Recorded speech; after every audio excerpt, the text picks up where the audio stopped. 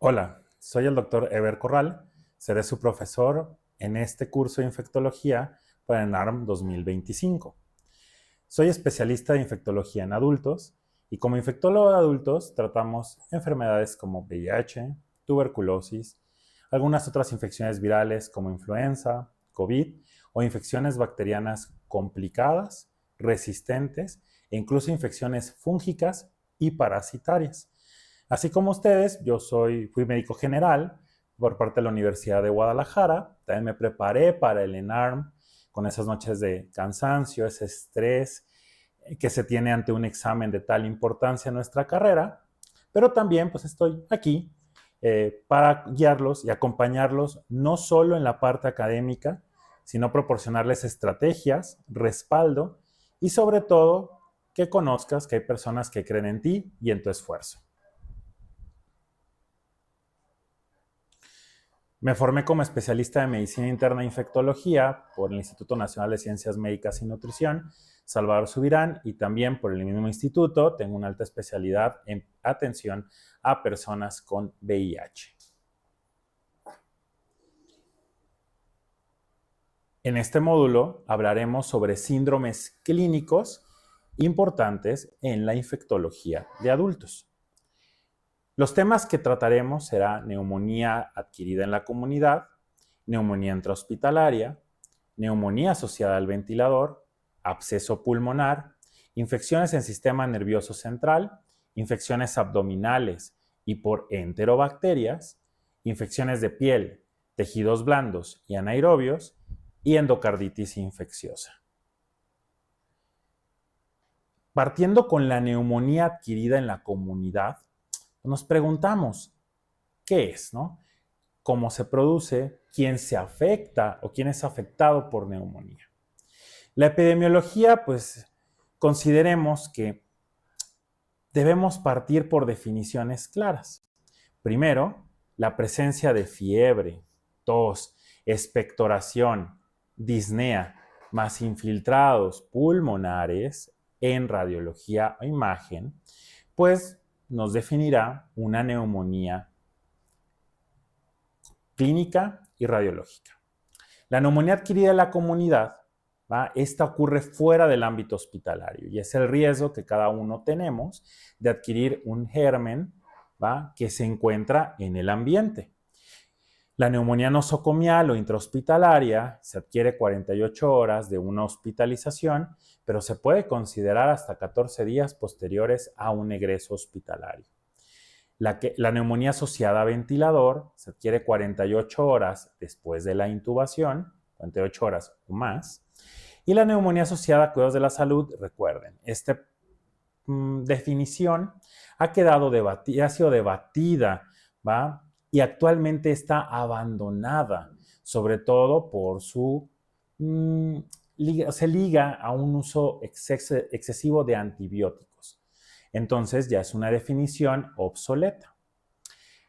Como epidemiología, pues ocupa las principales causas de muerte en población adulta y la fisiopatología puede ser por microaspiración, por ejemplo, de secreciones orofaringias, como es el ejemplo de Streptococcus pneumoniae, por infecciones, por ejemplo, recordemos que incluso ya sea en UTI, en pacientes de terapia intensiva con factores de riesgo a aspiración, pacientes con alteración de estado de alerta, puede tener una mortalidad hasta un 50% y es uno de los principales mecanismos de transmisión para neumonía. La diseminación hematógena, por ejemplo el Staph aureus, en el contexto de una endocarditis, uso de catéteres, uso de drogas intravenosas. Por aerosoles, como es el caso de Mycobacterium tuberculosis, Legionella, Coxiella burnetii o virus respiratorios como el COVID-19. Recordemos que los factores de riesgo que deben ustedes de aprenderse son la edad avanzada, la presencia de enfermedad pulmonar obstructiva crónica, bronquiectasias, asma, enfermedades cardíacas, diabetes que es tan prevalente en la población mexicana y latina, enfermedades como desnutrición, inmunosupresión, infecciones víricas previas o contacto con el entorno hospitalario. La etiología desafortunadamente un 50-60%, es decir, 2/3 de las neumonías, no van a tener un patógeno identificado. Es difícil aislarlos. Y el 25% se puede aislar cuando hablamos de virus y solamente el 10% pueden tener bacterias identificadas. Es cierto que actualmente los métodos que no dependen de cultivo, como son PCRs, detección de antigenemias, por ejemplo, permiten una mayor identificación de bacterias o de agentes causales. Sin embargo, la gran parte, debido al acceso o la cobertura de estas pruebas, van a quedarse en un diagnóstico etiológico claro. En adultos, lo más común, lo más frecuente es Streptococcus pneumoniae, seguido de micoplasmas, clamidias, legionela y virus respiratorios, donde ustedes deben recordar el SARS-CoV-2, influenza y recientemente en adultos hay un auge en el diagnóstico de virus sincitial respiratorio. También hay metaneumovirus humano, que es el HMPV o adenovirus, causantes de neumonías. Las causas más frecuentes como pregunta clave en adultos son neumococo, Streptococcus pneumoniae, y virus respiratorios. Recordemos que hay factores de riesgo típicos asociados a ciertas etiologías, como el consumo de alcohol con anaerobios, Streptococcus pneumoniae y Klebsielas, así como Mycobacterium tuberculosis. Neumonías previas, como para Haemophilus, Pseudomonas, en el contexto de tabaquismo y enfermedad pulmonar obstructiva crónica, exposición a aves, muy característico para Chlamydophila psittaci, exposición a pájaros o murciélagos para Histoplasma capsulatum, estancias en hoteles, cruceros, aires acondicionados como para Legionella, infección por influenza como predisposición para Streptoneumonia y Staph aureus. El uso de drogas intravenosas para el Staphylococcus aureus principalmente, para animales de granja, para la fiebre Q causada por Coxiella burnetii y personas jóvenes sanas con proceso insidioso, atípico para Mycoplasma pneumoniae. Y en el caso de VIH, pues sospechar neumocistosis, la Pneumocystis carini, Aragiroveshi, tuberculosis, neumococo. El cuadro clínico. El cuadro clínico se va a notar por síntomas como son la fiebre, tos, escalofrío, dolor torácico, disnea, hemoptisis, dolor abdominal o diarrea cuando hay afección en lóbulos inferiores. En la exploración física yo voy a encontrar estertores, runcus, ruidos respiratorios bronquiales, egofonías y clínicamente de los síntomas generales en signos vitales, taquicardia, hipotensión, taquipnea o alteración del estado mental. Se debe buscar derrame pleural porque las primeras causas de derrame son los derrames paraneumónicos, ¿sale? Y con estas características yo puedo empezar a describir una neumonía típica que es de presentación aguda, con fiebre, dolor preulítico, tos productiva, infiltrado lobar, ¿sale? Que es un infiltrado segmentario y presencia o no de disnea. Recordemos que en las típicas el inicio de la fiebre es abrupto, repentino, incluso hay fiebre elevada, tos productiva, dolor pleurítico. En el examen objetivo encontramos pues, leucocitosis y encontramos en la radiografía una neumonía lobar.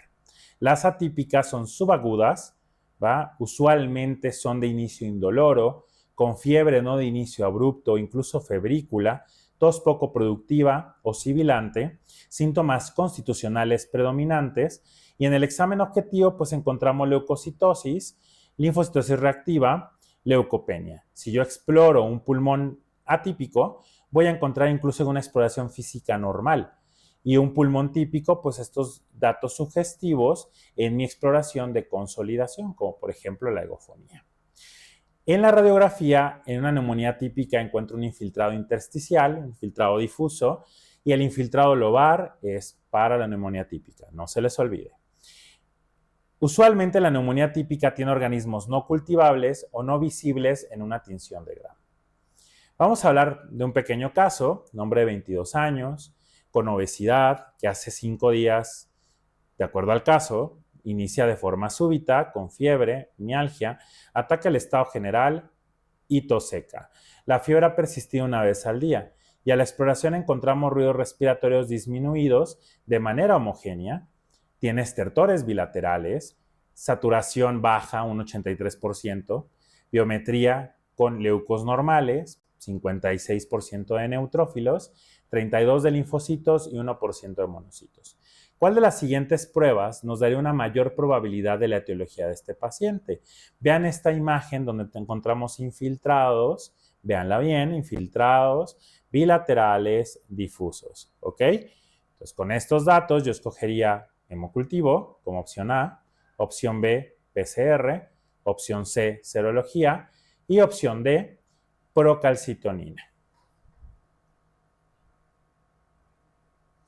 Bien, ya que pensaron un poco, en este caso, una PCR.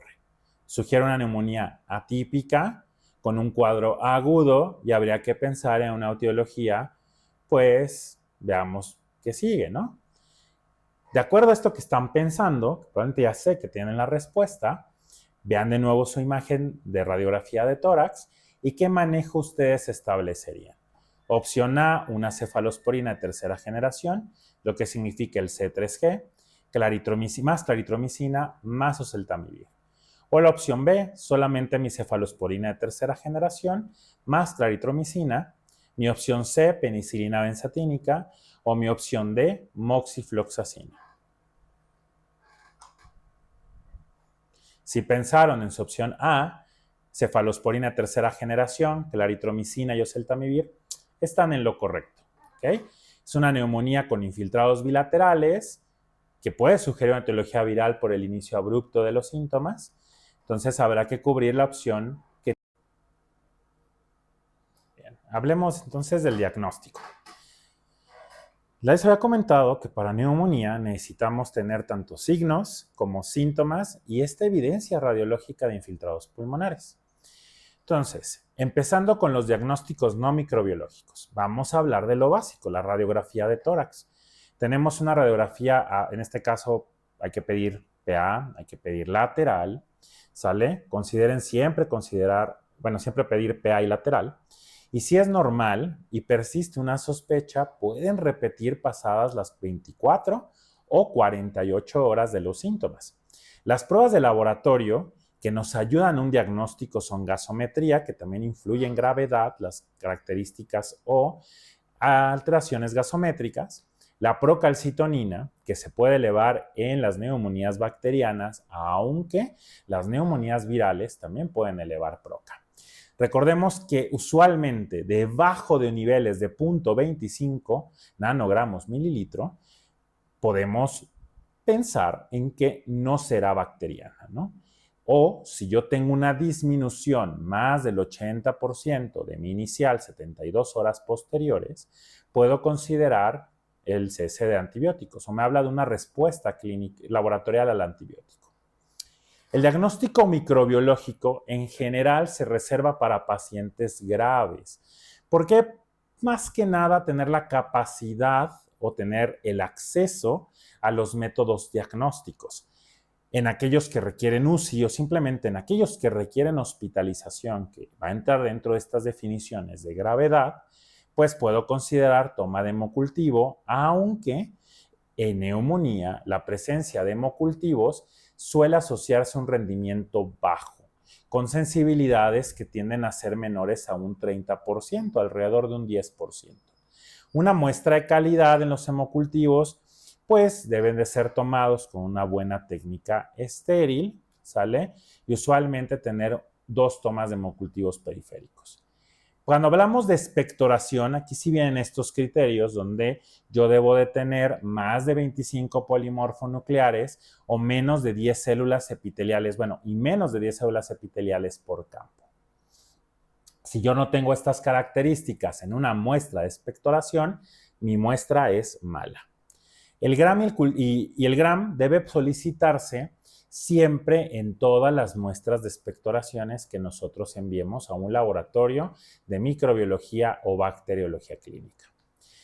Hay antígenos que son pruebas microbiológicas, pero que no dependen de cultivos, como son el antígeno de neumococo, con una sensibilidad del 70%, y legionela de los serogrupos L1, solo detecta el serogrupos L1, con una sensibilidad también de un 70% en orina. Y las PCRs nos ayudan cuando hay sospecha de virus respiratorio o etiologías atípicas, que pueden pedirse ya sean nasofaringias o de muestras pulmonares inferiores, como un lavado bronquialveolar.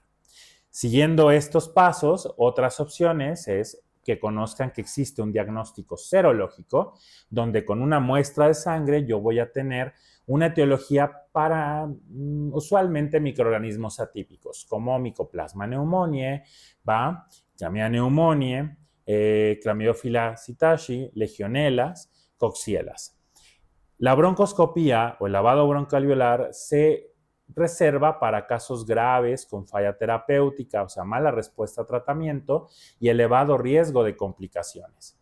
Y el cultivo siempre debe solicitarse, por ejemplo, en expectoración, en aspirado endotraqueal en aquellos pacientes ventilados con neumonías asociadas a ventilador o de la fibroscopía en caso de lavado. ¿Qué voy a observar yo en mi radiografía? Regresemos un poquito a los diagnósticos no microbiológicos y vemos a radiografía. Ven aquí esta imagen donde encontramos una área radiopaca, que justo es esta área que se encuentra en la parte inferior de este pulmón derecho, donde encontramos bordes definidos. Vemos estos bordes, muy notorio en la imagen, estos bordes más radiopacos que contrastan con los bordes radiolúcidos de un pulmón sano. El diferencial pues debe de ser de las causas de consolidación, por ejemplo, fibrosis, si hay mayor densidad en las zonas inferiores, por ejemplo, derrame pleural, ¿sale? Y si hay fiebre, siempre debemos de pensar en un agente infeccioso. Aquí tenemos alguna imagen representativa de lo que es el broncograma aéreo, ¿sale? Donde las vías aéreas se van a apreciar negras sobre un fondo blanco y traduce a esos alvéolos llenos de líquido, por eso son radiopacos, asociados a vías aéreas con aire que son radiolúcidas. Radiopaco, que quiere decir que se va a ver pues una imagen blanquecina en la radiografía, y radiolúcido pues negro. Se presenta en diferentes patologías alveolares y no es patognomónico, aunque suele ser característico de una neumonía. Vemos aquí otras imágenes donde quiero que vean cómo se ven las imágenes lobares. En la parte hacia su izquierda vemos una radiografía lobar donde tenemos este infiltrado inferior bien delimitado y que observamos este mismo con este broncograma aéreo, sale en la parte inferior derecha. Luego tenemos una neumonía intersticial y vean la diferencia de estas neumonías atípicas. Los infiltrados son difusos, parchados, sale y esto observamos en la tomografía de tórax simple. Recordemos, radiografía en la parte izquierda, su tomografía simple en la parte derecha. Siguiendo esto, vamos a hablar de otro caso clínico. ¿Sale? Recuerden que puede haber preguntas en inglés, entonces algunos casos van intencionadamente en este idioma para que ustedes empiecen a practicarlos. Entonces, tenemos esta mujer de 65 años que se presenta con fiebre, tos, dolor torácico y fiebre, ¿no? Te habla acá de sus vitals, donde tenemos frecuencia respiratoria en 20, presión arterial 110-60 y respiratoria en 72, con una saturación de 68, ¿no? Aire ambiente, ¿no? Este dice el breathing room air, o sea, está sin oxígeno y la paciente está desaturada. Vean la imagen, regresamos un poquito, una consolidación delimitada, ¿sale? Con esta imagen y estos datos clínicos, nos dice la pregunta, which of the following is the most probable etiology en este caso? Ustedes pensarían que es Streptococcus pneumoniae, Mycoplasma pneumoniae, Legionella como su opción C, Chlamydia pneumoniae como su opción D o Staphylococcus aureus. Ok. Si están pensando lo mismo que yo, pues probablemente escogieron la opción A, que habla de Streptococcus pneumoniae. Es una neumonía de la comunidad típica con un patrón lobar. Luego nos dice, which of the following is the best option for this patient? Entonces, tenemos hospitalización, ¿sale? Darles cefepime, ambulatorio, darle ciprofloxacino, nuevamente ambulatorio en la opción C, darle moxifloxacino, hospitalización, darle ceftria más claritromicina, o sea, cefalosporina, tercera generación más claritromicina, o ambulatorio dando amoxicilina. Bien. Si ustedes se acordaron de del primer caso clínico y recordaron que usualmente usamos cefalosporinas de tercera generación, más en este caso claritro, están en lo correcto. Con esto vamos a tratamiento. Primero, siempre debe de tomar en cuenta para un tratamiento apropiado el juicio clínico. Su paciente toma o tiene vía oral, puede adherirse a un tratamiento. Si tiene deterioro cognitivo o funcional, el paciente tiene adecuada saturación. Si hay un choque séptico o insuficiencia respiratoria, pues le toca terapia intensiva, o sea, tratamiento hospitalario y manejo de un paciente crítico. Y si lo anterior no es suficiente para una decisión, pues utilizar escalas de gravedad. Tenemos varias escalas, les dejo resumidas algunas de ellas. PCI, CURB, CRB65, SMART-COP o los criterios de ITSA. Pero ninguna de estas va a suplementar su juicio clínico. Entonces, siempre apóyense de su exploración, su historia clínica, más sus escalas en caso de dudas, ¿no? Entonces, vemos. Cuando yo tengo una regla de predicción menos compleja, puedo utilizar un CURB 65. Y se llama CURB porque la C es de confusión, la U es de urea o del BUN, la R de la frecuencia respiratoria o el respiratory rate, la B de la presión sistólica menos de 90 o diastólica menos de 60 y 65 por la edad. Todos estos criterios nos dan un punto por cada uno. Confusión, urea arriba de 7 milimoles o BUN arriba de 20 miligramos de cilitro, frecuencia respiratoria arriba de 30, sistólica menos de 90, diastólica menos de 60 y la edad más de 65 años. Si tengo solo 0 a 1 punto, tengo una mortalidad de 1.5 y el tratamiento es ambulatorio. 2 puntos es una mortalidad que se va hasta 9.2% y se tiene que evaluar hospitalización. 3 o más hasta un 22% y requiere una admisión y tratamiento como padecimiento grave. Tengo otras cuestiones, otras escalas. Nosotros ya hemos usado mucho el QSOFA. Recordamos, si ustedes hablan de sepsis, donde es una escala rápida, donde solo me toma mi hipotensión sistólica debajo de 100, mi alteración del estado mental o una taquipnea con una frecuencia respiratoria arriba de 22. Y más o 2 o más criterios, pues nos hablan de un peor pronóstico, ¿no? Y predice efectos adversos, incluyendo la estancia en UCI y mortalidades intrahospitalarias. ¿Ok? Ahora, con todo esto ya puedo decidir qué tratamiento empírico voy a dar. Siempre debo cubrir neumococo porque es la causa más común en adultos y modificar de acuerdo a mi sospecha o gravedad clínica. Si yo tengo un paciente ambulatorio, probablemente darle amoxi, acitro, doxiciclina sea opción, o bien amoxi más acitro y odoxi, ¿no? Las quinolonas respiratorias no las solemos utilizar por los riesgos de efectos adversos. Sin embargo, en broncoaspiración sí entra aquellos que cubren anaerobios, clavulanato con la amoxicilina, moxifloxacino o clindamicina. En pacientes hospitalizados que no están graves, yo puedo utilizar mi cefalosporina, con mi macrólido, con acitro o claritro, o puede evaluarse una quinona respiratoria, pero recuerden, cada vez más se dejan fuera por efectos adversos, ¿ok? Pacientes en terapia, pues yo utilizo una cefalosporina de tercera generación más un macrólido, que se alcanza a ver un poquito la acitromicina, cefalosporina de tercera generación más menos quinolona. Debo de cubrir pseudomonas, eso es lo que quiere decir el PAE, o MRSA, que es STAP resistente a meticilina, solo si hay factores de riesgo, como una neumonía grave, una infección previa por Staph aureus resistente a meticilina, hospitalización reciente, antibióticos previos, aspiraciones como son para la moxiclavulanato, ceftria más metro o piperacilina tazobactam, con un riesgo con una duración de 5 a 7 días. Estos últimos 3 esquemas, cuando yo hable de broncoaspiración. Hay que agregar esteroides si hay un choque asociado porque disminuye mortalidad o exacerbación de EPOC, salvo influenza. ¿Ok? Pasemos a otro caso clínico.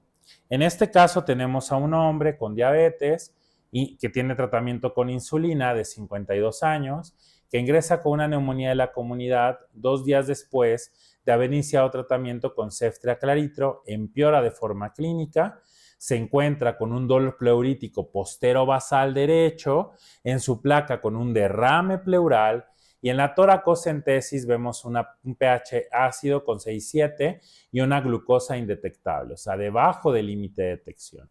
Y no se ven organismos en el GRAM. ¿Qué maniobra les parecería a ustedes más adecuada en este paciente? Opción A, instilación de fibrinolíticos por toracocentesis. Espera resultado de cultivos y son positivos poner un tubo endopleural, colocar este tubo endopleural, ¿va? Toracotomía y drenaje bajo anestesia de cavidad pleural.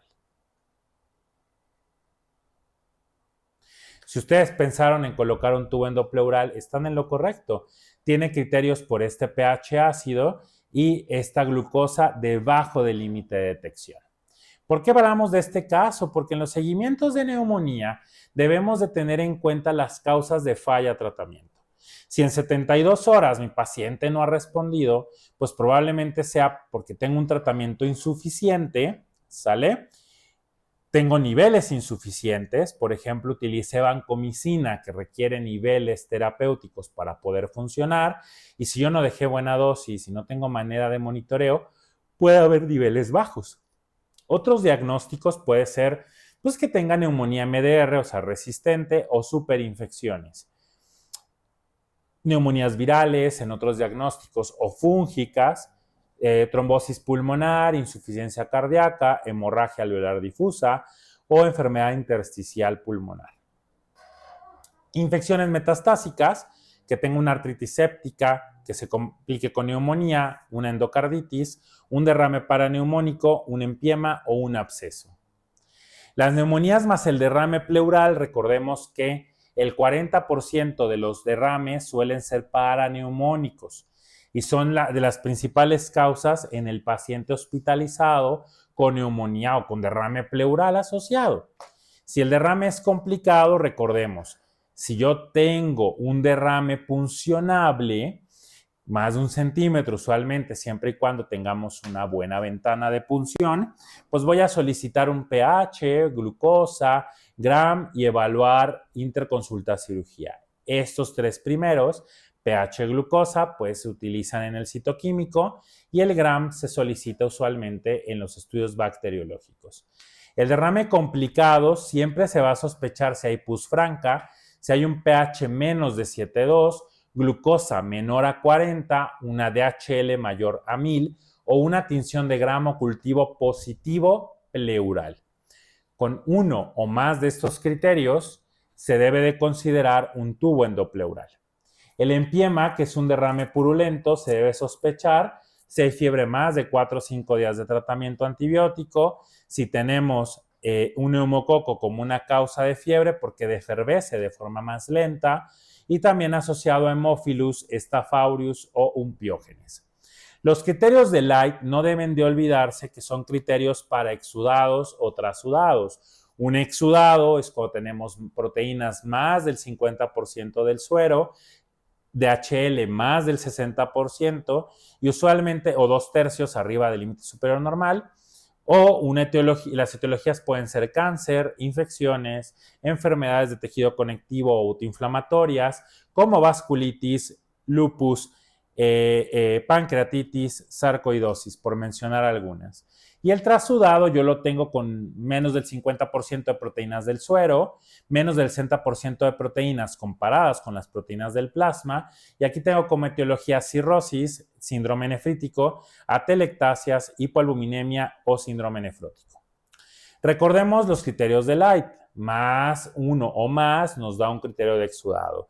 Y recordemos que este criterio de HL más de 2/3 también es utilizado, siempre sobre el límite de superior normal del laboratorio de base, donde ustedes se van a fijar o se van a utilizar de referencia para su diagnóstico. Siguiendo al absceso pulmonar, el absceso pulmonar, la mayor parte es por aspiraciones, ¿sale? Suelen ser aspiraciones de gran volumen, por ejemplo, evento vascular cerebral, intoxicaciones, intubaciones recientes. La etiología es polimicrobiana, aerobia y anaerobia, y usualmente bacterias de la cavidad oral. La clínica es insidiosa, con pérdida de peso, diaforesis, fiebre y tos.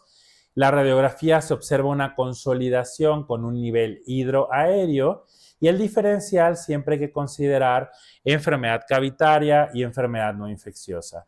El tratamiento debe de incluir cobertura de anaerobios más anaerobios, como amoxiclavulanato a dosis altas, clinda, ertapenem, moxifloxacino, 6 a 8 semanas. O bien puede ser también ceftriaxona, metronidazol, por mencionar algunos esquemas frecuentemente asociados al tratamiento de absceso pulmonar. Ahora, estos pacientes con alteración de estado de alerta, fiebre y una lesión con nivel hidroaéreo, usualmente en cuadrantes inferiores derechos, nos orienta a un absceso y es un dato clave. Muy bien. Pasando al siguiente tema, ya vamos a platicar de las infecciones del sistema nervioso central y vamos a tratarlas de englobar con diagnósticos sindromáticos. Entonces, el primer caso clínico nos dice de un hombre de 65 años que viene a urgencias por fiebre, rigidez de nuca y fotofobia. Nos dice en inglés nuestra pregunta: Which of the following is the most probable diagnosis? Puede ser meningitis aguda, como opción A, encefalitis aguda como opción B, Parkinson como opción C, tuberculosis en la opción D o absceso cerebral. Piensen bien los datos pivote: fiebre, rigidez y fotofobia. Bien, si hicieron caso a los datos pivote, nos está describiendo una clínica sugestiva de meningitis aguda. Segunda pregunta: Which of the following is the best option for this patient? Vancomicina más ceftriaxona más Zampi más dexametasona, solamente aciclovir, metro más ceftriaxona como opción C, banco más cefepime más dexametasona o banco más ceftriaxona más ampicilina. Muy bien. Si ustedes escogieron la primera opción, estarían en lo correcto. Recuerden que por edad, arriba de estos 50 años, hay que considerar cubrir listeria. Por eso la opción de ampicilina y ceftriabanco para cobertura de neumococo resistente a ceftriaxona y dexametasona como un adyuvante a las secuelas asociadas a neumococo. Lo vamos a ver más adelante. Tercera pregunta: Which of the following is the most appropriate? ¿Qué es lo del abordaje más apropiado en este caso? Opción A, tomografía de cráneo. Opción B, punción lumbar. Opción B, terapia empírica. Opción D, radiografía de tórax. Si ustedes escogieron la opción A, están en lo correcto. Tomografía. Cuarta pregunta: Which of the following is the most probable diagnosis? O etiology. Streptoneumonía, Listeria monocitógenes, Streptogalactiae, Neisseria meningitidis, Staphylococcus, polimicrobiana o enterovirus.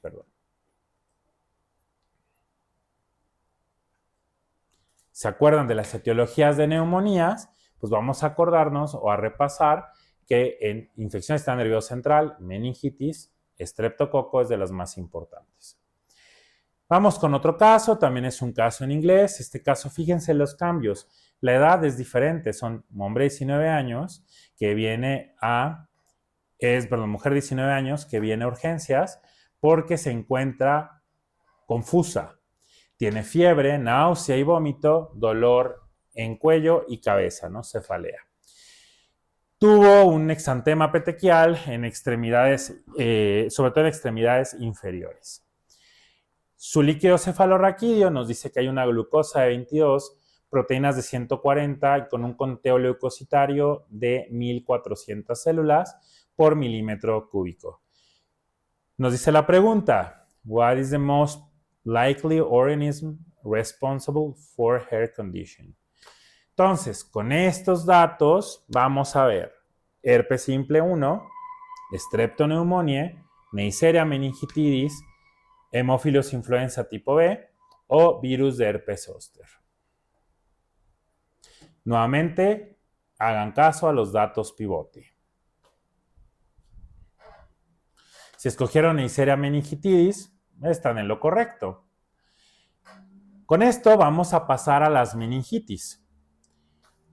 Como definiciones, es una inflamación que rodea el cerebro o la médula espinal que suele originarse desde infección de orofaringe, bacteremias o inoculación directa, cirugías, infecciones contiguas, traumatismo, cuerpo extraño. Por ejemplo, derivación de líquido cefalorraquídeo. La incidencia es de 0.7 a 0.9 por cada 10,000 habitantes y en recursos limitados puede ser, como en nuestro país, hasta de 40 por 100,000. La etiología es por Streptoneumoniae, por eso la primera pregunta, luego seguido de Neisseria meningitidis, más de 50 años pensar en Listeria monocytogenes. Esto en las etiologías bacterianas, porque recuerden, y está ahí su clip abajo como punto clave, la causa más frecuente de meningitis son virales, usualmente, por enterovirus en tiempos donde tengamos pues este otoñito, invierno, finales del verano, y seguido del herpes simple tipo 2. Cuando tengamos dispositivos, pues hay que pensar en aureus, coagulasas negativos, lo que quiere decir un CONS, bacilos gram negativos o BGNs, enterobacteriales y pseudomonas auriginosas como que lo quiere decir el PAI. Entonces, bacterianas, piensen en Streptoneumoniae y Neisseria meningitidis, virales en enterovirus y herpes 2, y en dispositivos piensen en los aureus, coagulasas negativos y bacilos gram negativos, donde están los enterobacteriales y pseudomonas. Ahora, pues ya tengo etiología, ahora necesito clasificar, y para yo clasificar necesito saber que base a la cronología yo voy a tener infecciones agudas, subagudas o crónicas, y en base al líquido cefalorraquídeo yo voy a tener turbias, que son aquellas piógenas clásicas, como son neumococo, meningococo, ¿va? O líquidos claros, líquidos no turbios, como son las virales, usualmente con glucosas normales. Y recordemos, por ejemplo, que Listeria es una forma común que se asocia a hipoglucorraquia, líquido turbio y cuadros subagudos. Las meningitis bacterianas tratadas también pueden dar, o parcialmente tratadas, una meningitis con un líquido claro.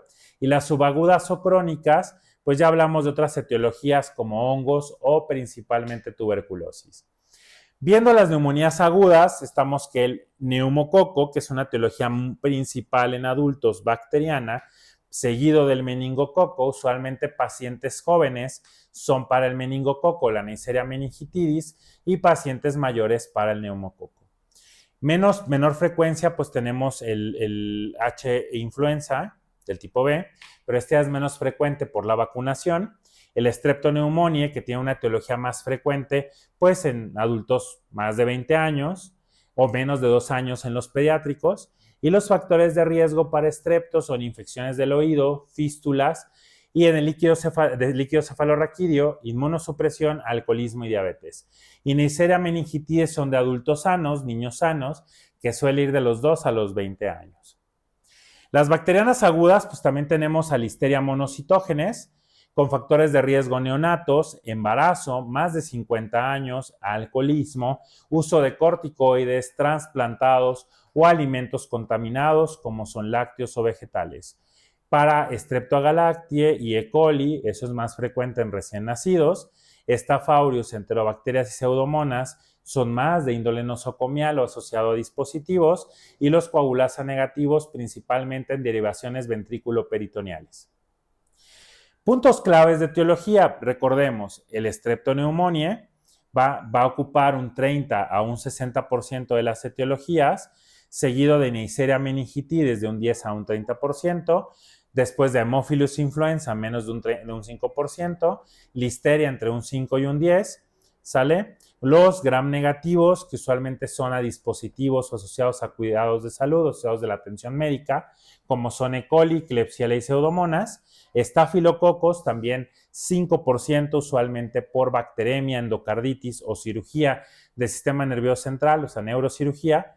e infecciones mixtas en aquellos que sean parameningios, que tengan fuga del SR o que vengan posteriores a cirugía. Los claves para la etiología más frecuente, pues recordemos, si yo tengo rigidez de nuca con fotofobia, voy a pensar, por ejemplo, en una meningitis. Y si tengo VIH o CD4 menores a 100, pienso en cripto, sobre todo si es subaguda. Si yo fui a un campamento, tengo un exantema en diana, tengo dolor articular, voy a pensar en Lyme. Si yo también fui a un campamento, pero tengo exantema, moteado ahí en armas, extremidades, tronco y piernas, y yo recuerdo que me picó una garrapata, voy a tener fiebre de las rocallosas. Si yo tengo un exantema petequial y soy un adulto joven o adolescente, o mayor de 2 años, voy a pensar en Neisseria meningitidis. Si no tengo ninguna de estas, voy a pensar en virales.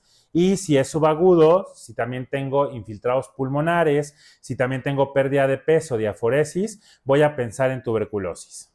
¿Vale? Les dejo algunos ejemplos, por ejemplo, asociados a geografía. Por ejemplo, el criptococo, que ven esta imagen con una tinta china, que vemos aquí la distribución de histoplasma y la distribución es, por ejemplo, para histoplasmosis en los Estados Unidos, sale y también la presencia de la distribución de Lyme, ¿no? Y el exantema característico en diana. Y del otro lado, el exantema petequial característico vascular de una Neisseria meningitidis.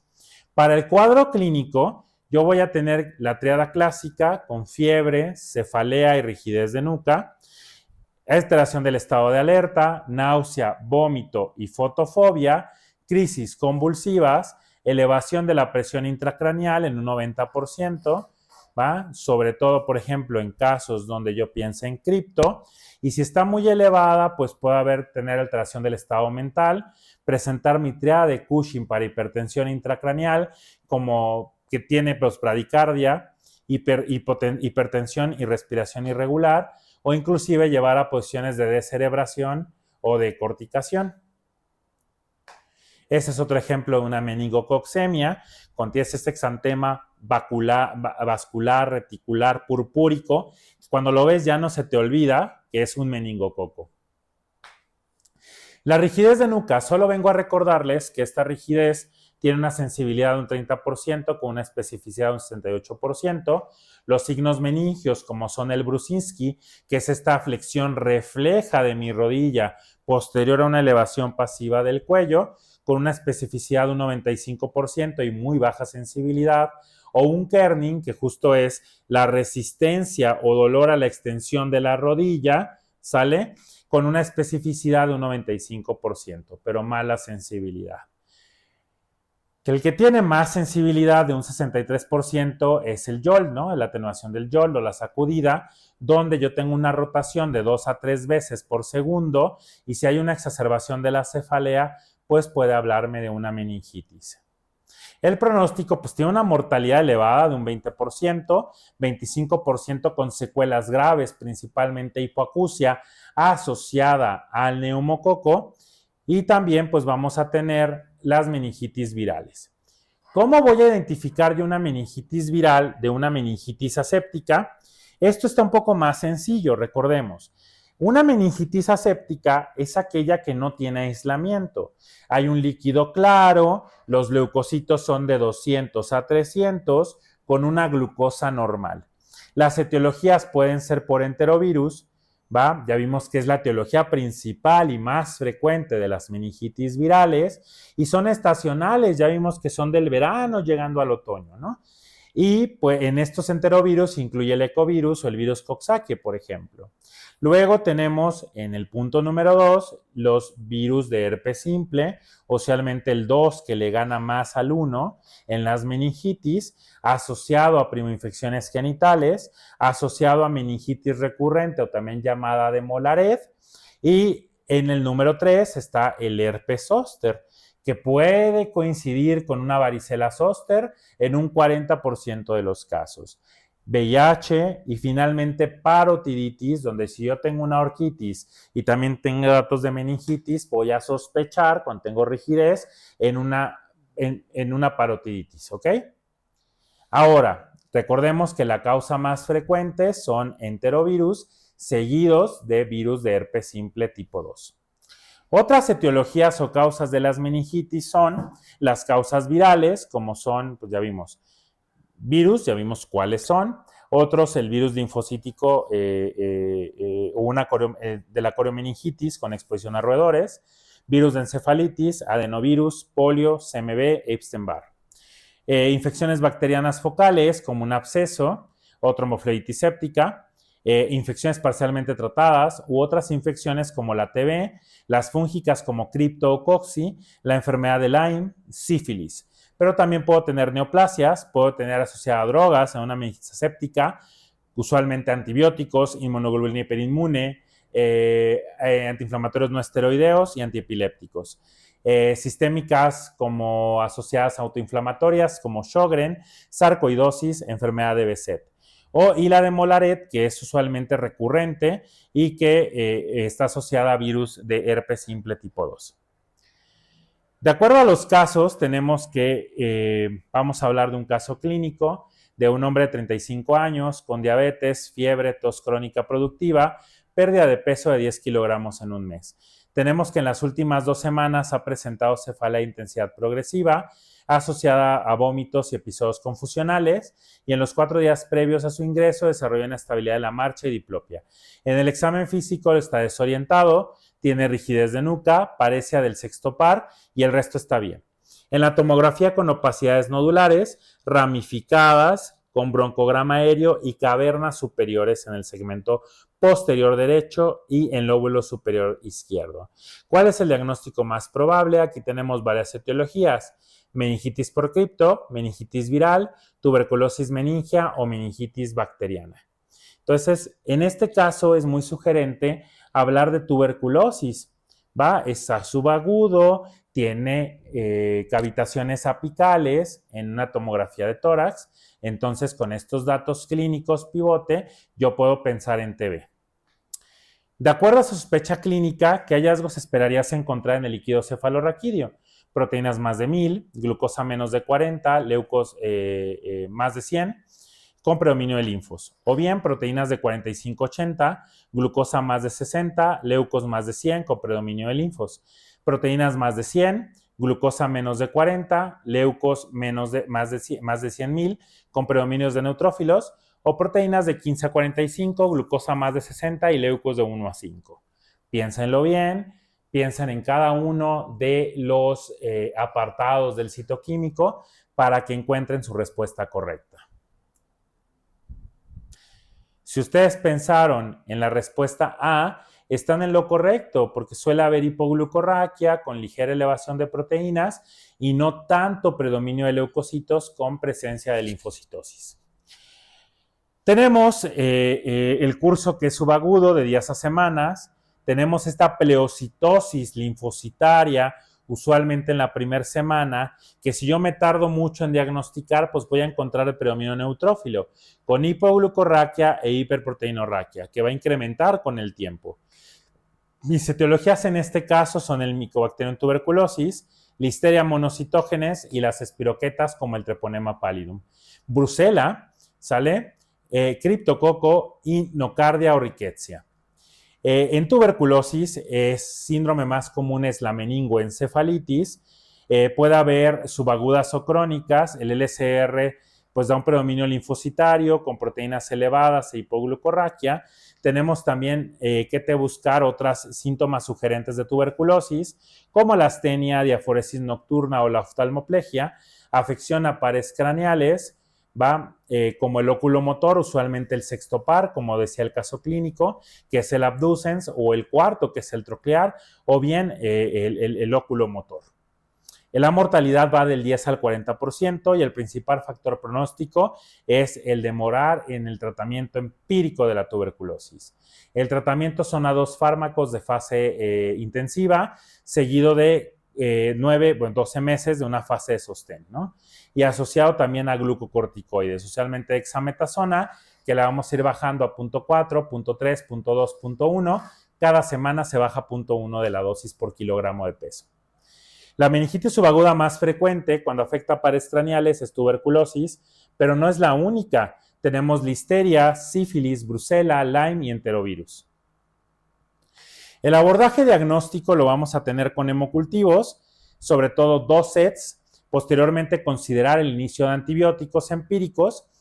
Va el ataque previo a la punción lumbar solamente si hay efecto de masa, edema cerebral o hidrocefalia o una inmunosupresión importante como VIH avanzado.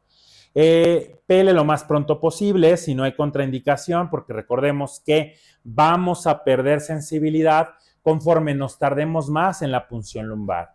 Si nos tardamos más de 4 horas, ya no voy a encontrar yo un resultado. Se debe pedir cuenta celular, niveles de glucosa y proteínas, tinción de Gram y cultivos. Los parámetros iniciales, usualmente hay una presión de apertura no mayor a 200 milímetros de agua. La elevada más de 250 suele ser usualmente infecciosa, principalmente, pues clásicamente asociada al criptococo. Cuando hay turbidez es por sangre o leucocitos, cantocromía por leucos lisados, hemático, cuando no aclara, pues podemos hablar de una pele traumática. Cuando aclara y cuando no aclara, pues pensamos ya en una hemorragia sub, ¿no? Glucosa va a bajar en meningitis bacteriana y va a ser normal en infecciones virales.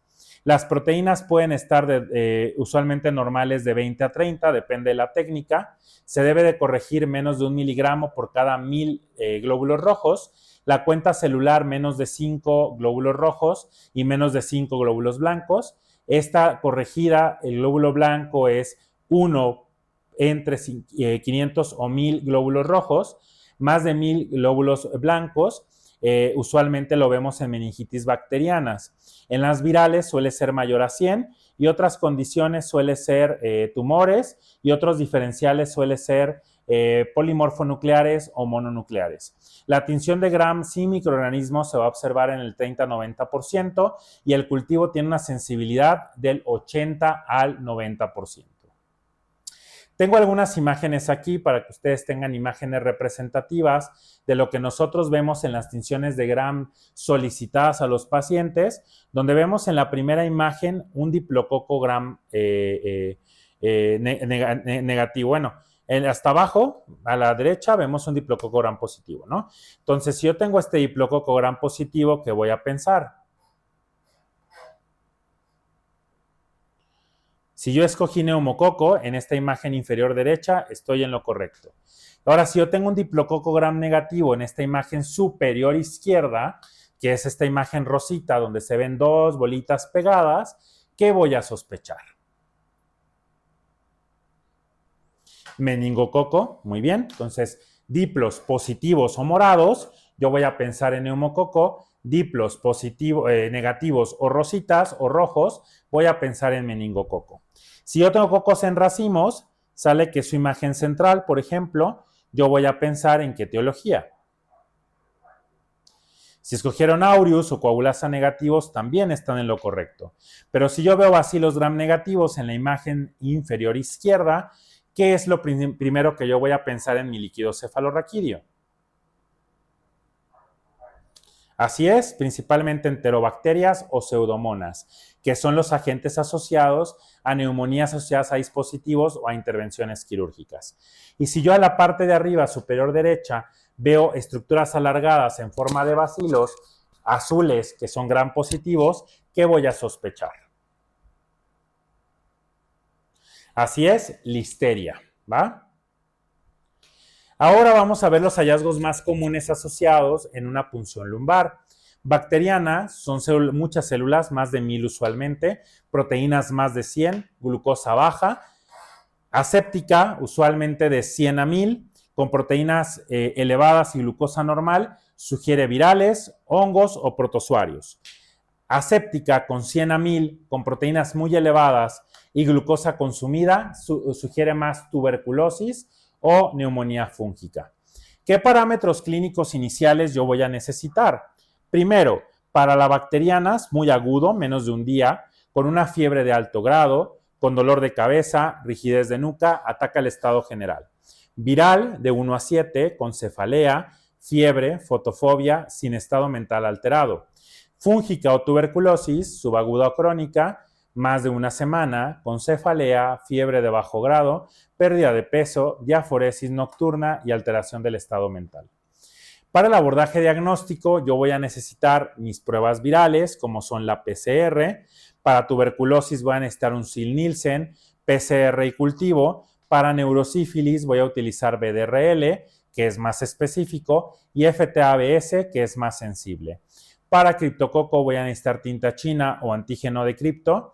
Brucela, el rosa de Bengala. Para hongos, pues cultivos. Y para causas desconocidas, pues estudios de secuenciación masiva, como puede ser estudios de PCR principalmente. Y la etiología usualmente yo voy a pensar principalmente en malignidad. Ahora para mi terapia empírica, ¿qué voy a necesitar para tener una terapia asociada al tratamiento de la meningitis? Primero un tratamiento empírico, ¿va? Que yo necesito iniciarlo rápido, porque si yo me tardo voy a influir en el pronóstico. Y mi elección son cefalosporina de tercera generación, que en este caso incluye ceftriaxona y cefotaxima, más menos vancomicina, usualmente más vancomicina de terapia empírica, para la cobertura del neumococo resistente a ceftriaxona. Y sospecho listeria, menos de 3 meses de edad, más de 50 años, va a agregar ampicilina, y si hay un absceso, pues también agregar gentamicina en caso de confirmación o Bactrim. Sospecha de meningitis viral, pues agregar aciclovir, ¿va? Corticoides, sobre todo si es neumococo o Haemophilus para disminuir la secuela, que es afección auditiva, o tuberculosis, que disminuye mortalidad. Quimioprofilaxis son para contactos de meningococo, usualmente con rifampicina, ciprofloxacino o quinolona. O ceftriaxona, perdón. Tenemos también que la meningitis del tratamiento empírico pues es compleja. En recién nacidos yo voy a querer dar ampi más cefo más genta porque quiero cubrir estreptos, quiero cubrir agalacties, E. coli, estreptococo neumonía y listeria. Niños y adultos ya quiero cubrir estrepto, meningo, listeria, hemófilus. Y ocupo ceftria más manco más menos ampi más menos esteroide. Adultos, usualmente bacteriano neumonía, y debo dar ceftria banco y si hay factor de riesgo para listeria, agregar ampicilina. Más menos esteroide. Tras fractura de base de cráneo, pensar en estrepto, Haemophilus, piógenes y meningitidis, y también es el mismo esquema, banco, ceftria más esteroide. Postraumático, aquí cambia porque aquí quiero cubrir enterobacterias y entonces ya es mi vancomicina más cefepime o ceftazidima. Bien, pasando a las infecciones abdominales, vamos a tener algunos puntos clave. Primero vamos a hablar del Clostridioides difficile. Clostridioides difficile, pues es una infección por un bacilo gram positivo anaerobio, productor de esporas, que tiene 2 toxinas mayores, la toxina A y la toxina B, que son toxinas binarias, ¿sale? Que ocasiona inflamación, erosión y pseudomembranas, que es común en cuidados de salud, o sea, de pacientes hospitalarios con uso de antibióticos, y las esporas son muy difíciles de erradicar. Usualmente se requiere una prevención para el lavado constante de manos para disminuir la presencia de Clostridium. Las manifestaciones clínicas son diarrea, precedida al uso de antimicrobianos, clindamicina o cefalosporinas. Y el diagnóstico usualmente es por microorganismo. Tamizaje no distingue el toxo versus, toxina versus no toxina.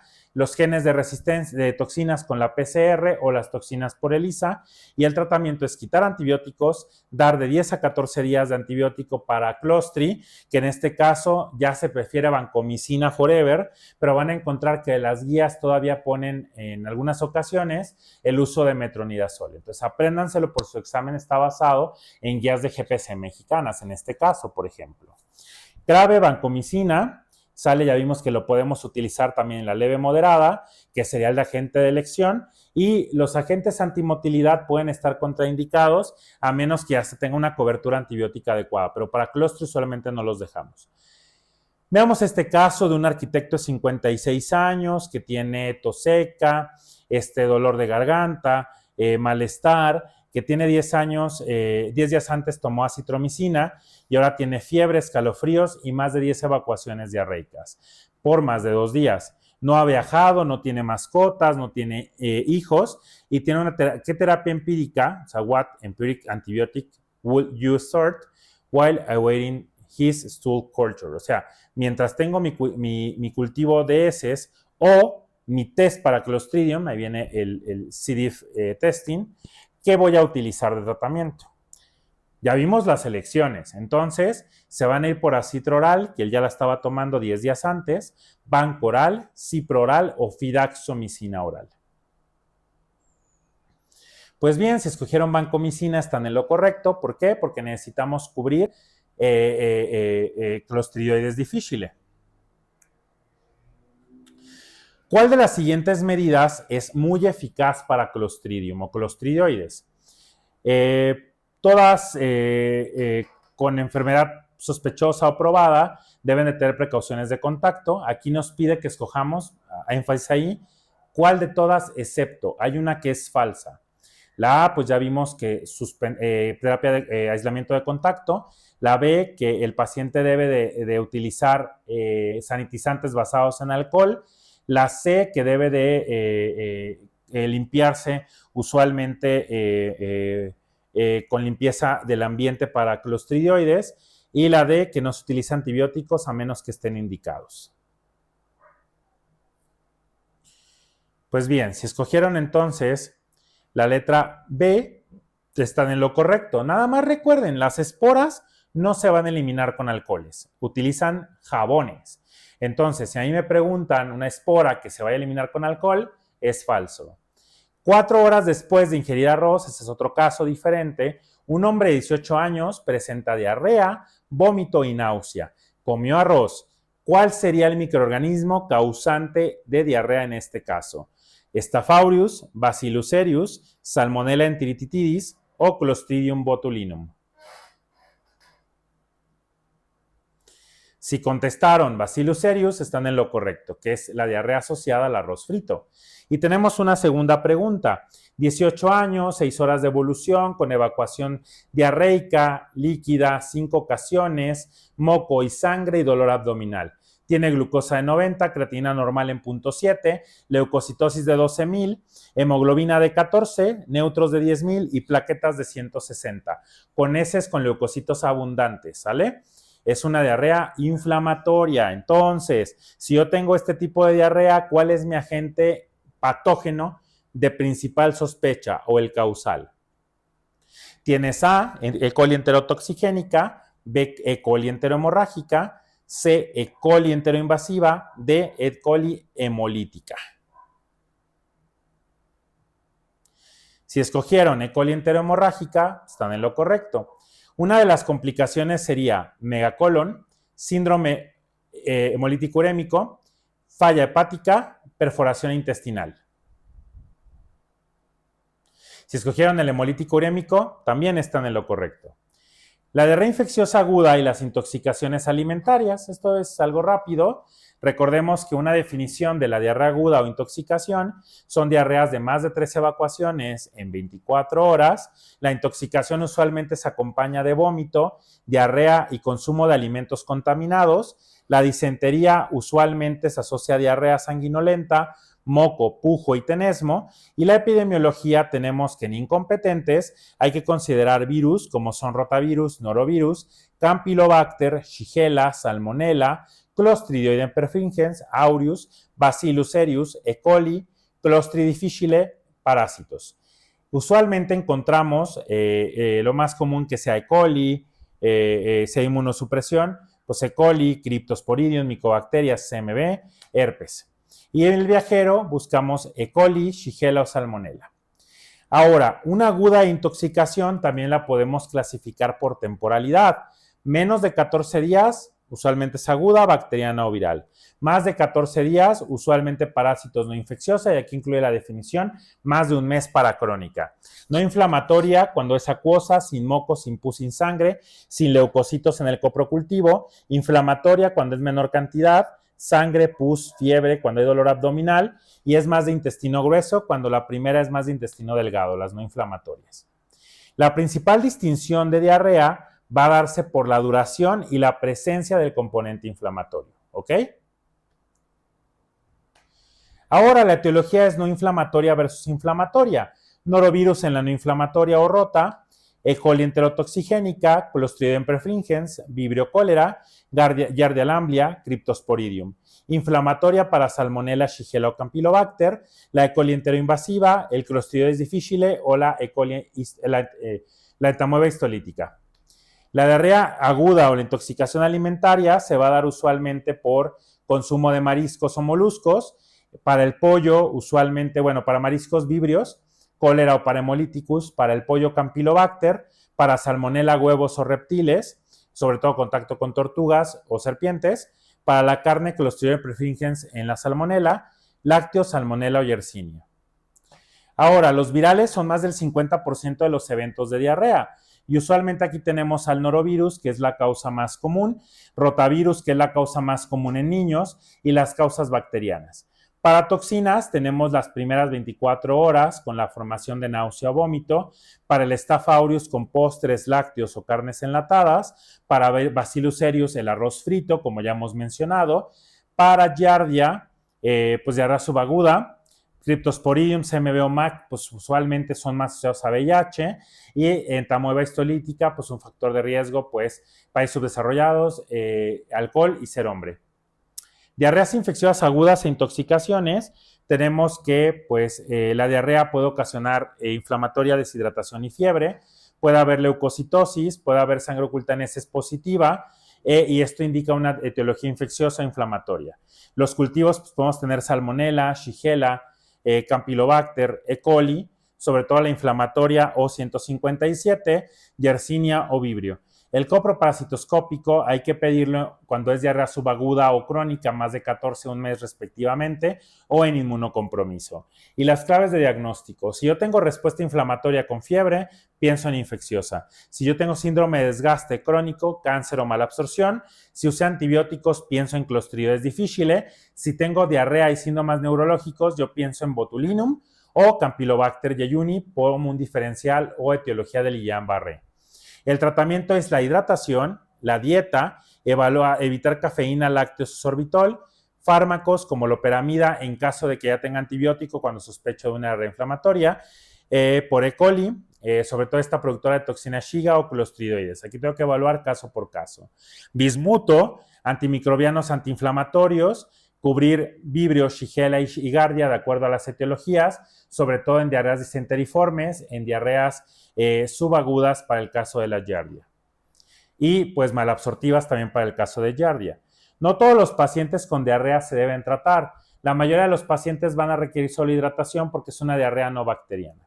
Sin embargo, si hay que tratar, pues recordemos nada más que el patógeno hizo incubación, norovirus es muy agudo, 48 horas, Clostridium difficile es variable, E. coli enterotoxigénica pues son 1 a 3 días, Clostridioides perfringens 8 a 16 horas, los virus usualmente de 10 a 72, Giardia hasta 14 días, Cryptosporidium parvum hasta 28, Listeria alrededor de un día, Ciclospora hasta 11 días.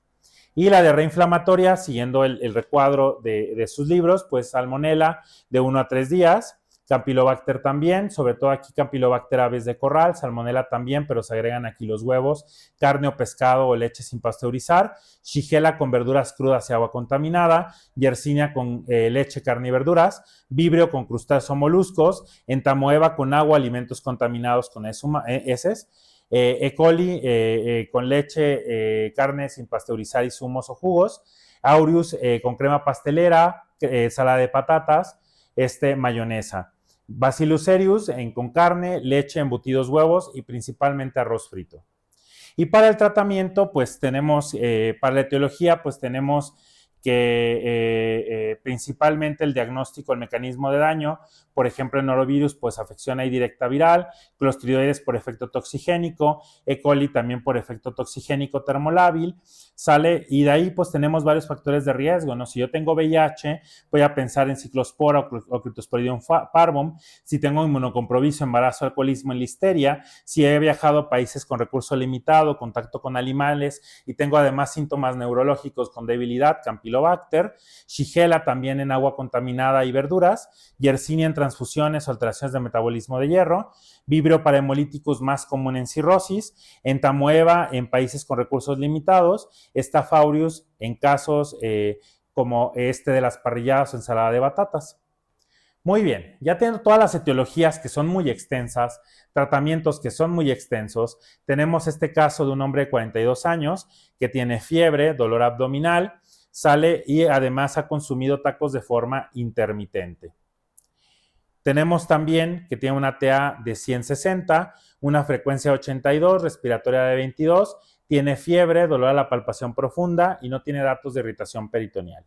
Tenemos unos leucos de 4000 con neutrófilos de 79, hemoglobina de 17, plaquetas de 135, pero tiene ALT y ST elevadas. En los hemocultivos observamos este gram de unas de sangre, ahí ven eritrocitos en el fondo, pero tiene estos bacilos gram negativos, por eso se ven alargados y rosados, ¿sale? Y con esta etiología, elevación de transaminasas y clínica del paciente, ¿qué voy a pensar? Pues una fiebre entérica. Esta está producida por salmonela, principalmente serotipo TIFI, aunque recordemos que hay para TIFI que son A, B y C. La microbiología, pues son bacilos gram negativos, anaerobios facultativos, no formadores de esporas, que miden de 2 a 3 por 0.4, 0.6 nanómetros, móviles por la presencia de flagelos y que producen o fermentan ácido. Tenemos otras cuestiones porque salmonela es muy frecuente en la población mundial. Salmonela, pues hay de 1 a 10 casos o de 10 a 100 casos en la población latina. Entonces, chéquense cuántos de nosotros vamos a estar expuestos a un episodio de salmonela. Somos muchísimos. La fiebre entérica se asocia a vías de transmisión, usualmente la salmonela se asocia al hogar, la TIFI con utensilios de cocina, instalaciones sanitarias adecuadas, aguas contaminadas, las famosas aguas frescas. Para TIFI fuera del hogar, en medidores ambulantes, principalmente cuando hay alimentos contaminados. La transmisión suele ser por alteraciones de la inmunidad celular. Yo ingiero el bacilo, no requiero tanta carga bacilar para hacer infección, pero si tengo VIH-Sida, corticoides, cáncer, inmunocompromiso, pues tengo mayor riesgo de salmonelosis. Alteración de función fagocitaria como hemoglobinopatías, enfermedad granulomatosa crónica, disminución de ácido gástrico como antiácidos o cirugía gástrica, extremos de la edad como neonatos o adultos mayores, alteración de función intestinal como enfermedad inflamatoria, alteraciones genéticas como HLA-ASPO inflamatorios como el DR, DQ o el TNF-alfa. El cuadro clínico es con fiebre, bradicardia relativa y anorexia, tengo dolor abdominal y estreñimiento, tengo hepatoesplenomegalia, hemorragia intestinal, perforación intestinal y bacteremias, tengo también la resolución que usualmente es en semanas y también tengo un periodo de incubación largo que suele ser de 5 a 21 días. Puede tener este exantema salmonelado en tórax y abdomen, que va a ser evanescente, y vean estas crisis asociadas a estos niños con enfermedad de células falciformes, ¿no? Puede ser un desencadenante para estos eventos trombóticos, o eventos agudos asociados a hemoglobinopatías. El cuadro clínico es diarrea, estreñimiento, pero puede haber perforación abdomen agudo, puede haber cefalea, encefalopatía, tos, manifestación focal como hematógena, por la diseminación hematógena, diseminación hepatobiliar, cardiovascular, respiratoria, urinaria. En niños puedo tener crisis convulsivas febriles, neumonía y en menor frecuencia la perforación. Entonces, un paciente con fiebre de menos de 7 días, voy a sospechar, por ejemplo, en fiebre entérica, si además tenemos ausencia de tos, ausencia de escalofríos, ¿sale? Y tenemos dolor abdominal, escalofríos o delirium. Si tenemos más de 7 días, ¿va? Y tengo delirium con otro síntoma, puedo sospechar en fiebre entérica, pero hay que considerar otros diferenciales. También si tengo exceso de tos, si tengo dolor abdominal, ahí sugiere mucho fiebre entérica. Si no tengo tos, no escalofríos, no dolor abdominal, buscar otra causa de fiebre. Y la fiebre entérica, pues hacemos varios estudios de laboratorio, como son VH, donde vemos anemia, vemos leucopenia, se observa leucocitosis a partir de la 3ª semana y aquí ya sospechamos en complicaciones. Elevación de transaminasas de 200 a 300 unidades por litro y una elevación de la proteína C reactiva. También la sospecha se va a dar por el síndrome febril acompañado de dolor abdominal y otros síntomas gastrointestinales, la confirmación por hemocultivo con una sensibilidad del 50 a 70%, coprocultivo de un 30 a un 40 y mielocultivo mayor a un 90%. Otras pruebas diagnósticas de valor limitado puede ser muy limitadas, no usen reacciones febriles, ahorita lo vamos a ver, y el diagnóstico diferencial siempre con ameba, dengue, gastroenteritis bacteriana, otras etiologías y patologías quirúrgicas abdominales como apéndice. ¿Por qué no hay que usar reacciones febriles? Primero, es un estudio pocamente sensible, muy poco específico, que pues, requiere una interpretación muy, muy dirigida y que usualmente pues, no se usa. Va, porque en México también tenemos pacientes positivos, y este es un estudio súper viejito ahí del 46, donde la población mexicana pues tenía esta positividad hasta unos 160 para el típico H, que es para salmonela. Entonces, en nuestro medio, muchos de los pacientes están en contacto con estos tipificación serológica sin tener una infección comprobada. Para el tratamiento, yo tengo que ver los factores de riesgo asociados. MDR, pues utilizar ampicilina, puede ser resistente a ampicilina o Bactrim o cloranfenicol. Quinolonas, cuando hay susceptibilidad, inclusive ácido nalidíxico, acitromicina o ceftriaxona, que permanecen activos, aunque ya hay cepas resistentes formadoras de beta-lactamasas de amplio espectro. Y las XDR, pues ya resisten ampicilina, Bactrim, cloranfenicol y ceftriaxona. En México hay información donde la susceptibilidad es muy buena, tanto en la primera línea como en la tercera línea del gráfico de barras para ampicilina, tazobactam en la quinta línea, cipro en la sexta, y macrólidos en la última línea hasta un 100%. Debemos recordar que si hay tolerancia a la vía oral, no tiene datos de gravedad, pues darle terapia oral, sin hospitalización para manejo médico con ceftriaxona.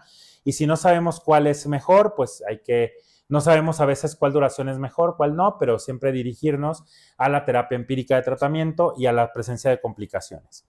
Recordemos que si hay complicaciones en una fiebre entérica, voy a utilizar de primera línea cefalosporinas de tercera generación parenteral como alternativa a quinolonas, y si hay mejoría clínica, vamos a terminar con el tratamiento vía oral. Para enfermedad no complicada, yo voy a utilizar quinolonas. En niños y embarazadas, si no tengo otro tratamiento, pues voy a utilizar la quinolona como tratamiento de elección, y las alternativas son cefalosporinas de tercera generación, por ejemplo, cefixima o IV si tiene pues gravedad, ¿no? Por ejemplo, esos son datos de fiebre persistente, alteración de estado de alerta, etc. Puedo utilizar también AMPI, trimethoprim sulfa, y recuerde que cloranfenicol, aunque es buen medicamento, casi no lo tenemos disponible por la presencia de la agranulocitosis. Aquí les dejo las dosis estudiadas para cada uno de los fármacos, para que tengan ustedes tiempo de repasarlo de una forma consciente en casa, ¿sale? Y la fiebre entérica, tenemos que el tratamiento, hay que evaluar si hay perforación, cirugía, esteroides vemos por afecciones vasculares usualmente, el seguimiento debe de tener una efervescencia a los 4 o 5 días, si hay recurrencia es un dato de alarma y el riesgo de recaída puede ser hasta el 6%. El tratamiento para extraintestinales es bien complejo, ¿sale? Si hay endocarditis debo darle hasta 6 semanas, si tengo una arteritis o una aortitis hasta 6 semanas, sistema nervioso central más de 3 semanas, pulmonar más de 2 semanas, hueso más de 4 semanas, articular más de 4 semanas, tejidos blandos al menos 2, hepatobiliares al menos 2, esplénica al menos 2, urinaria de 1 a 2 semanas y genital más de 2 semanas. Recordemos que hay un estado de portador, aquí tenemos una imagen de Typhoid Mary, que ella era portadora de salmonela y pues se dedicaba a la venta de comida, entonces pues tenía muchos clientes con salmonelosis, y para estos pacientes el tener colelitiasis, otras anomalías de la vía biliar, es un factor de riesgo para tener reservorio para salmonelosis. Recordemos que la excreción puede ser hasta por 12 meses en su orina y es casi exclusivo de TIFI para TIFI. Y ocurre en 1 a 6% de los casos. Aquí el tratamiento se incluye ciprofloxacino de 1 a 4 semanas, 4 semanas principalmente, y evaluar colecistectomía. Y nada más para recordar, hay vacunas que es la conjugada, la no conjugada polisacárida y la de virus atenuados, que están indicadas para el tratamiento y prevención de salmonelosis en áreas endémicas a partir de los 6 meses de edad. Seguimos con infecciones de piel, tejidos blandos y anaerobios. Veamos un caso clínico. Hombre de 45 años que acude por malestar general, fiebre intermitente y cefalea. Se agrega poliartritis y se observa esta dermatosis, ¿no? O sea, está en blanco y negro, pero vean cómo es una dermatosis que también aparenta ser purpúrea, va macular, como una apariencia petequial. Le haces un hemocultivo periférico y observas lo siguiente. Acuérdense de hemocultivo, vemos sangre y encontramos bacilos gram negativos, sale en cadenas. ¿Cuál sería el microorganismo en este caso clínico? Capnocitofaga canimorsus, Eikenella corrodens, Streptomonoliformis o Fusobacterium necrophorum. Está complicada, pero el mismo nombre te lo dice. Streptobacillus, Bacillus en cadena, monoliformis. Entonces, esta es la respuesta correcta en este caso. La mordedura de este animal está asociada con este organismo. Vamos por el Ratus norvegicus, el Canis lupus familiaris, el Felis silvestris catus o la foca vitulina.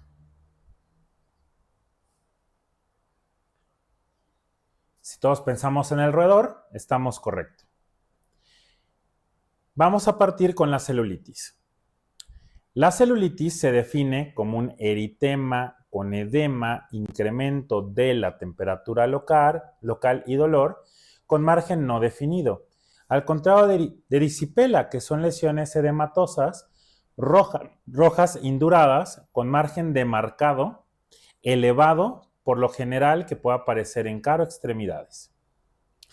Las infecciones necrotizantes son infecciones que afectan fascia superficial y profunda, asociada a toxicidad con necrosis, y el factor de riesgo es el trauma como factor más importante, aunque esta presencia de infección sin trauma pues puede sugerir una diseminación hematógena.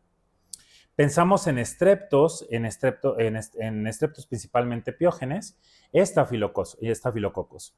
El diagnóstico es con cultivos de tejido y hemocultivos, con la elevación de la CK, como en caso de miositis, y el tratamiento requiere de hibridación quirúrgica, antibióticos, utilizar, por ejemplo, ampicilva, pipetazo, clindamicina o ciprofloxacino.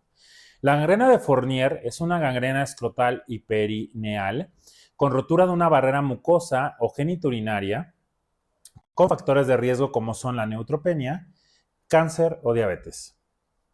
La gangrena sinérgica, esta es una gangrena de Melanet y afecta tórax y abdomen, asociada con cocos anaerobios, como saprófitos cutáneos, más el estafilococo aureus. Las infecciones necrotizantes de tejidos blandos incluyen la fascitis, la miositis y la celulitis. Y este es un ejemplo de infección necrotizante, en una infección profunda que afecta fascia, que se asocia a áreas de necrosis, con estas áreas purpúricas y estas costras negruzcas que pueden estar asociados pues pérdida vital, de tejido vital, ¿no? O desvitalizado. El inicio es con dolor intenso, con fiebre, con deterioro general, dolor desproporcionado. Va a haber datos locales como dolor intenso, eritema, edema, equimosis, anestesia cutánea, ampollas o vesículas. Generalmente ocurre con palidez, con síntomas generales, deterioro del estado de alerta, hipotensión y fiebre, taquicardia y absceso metastásico.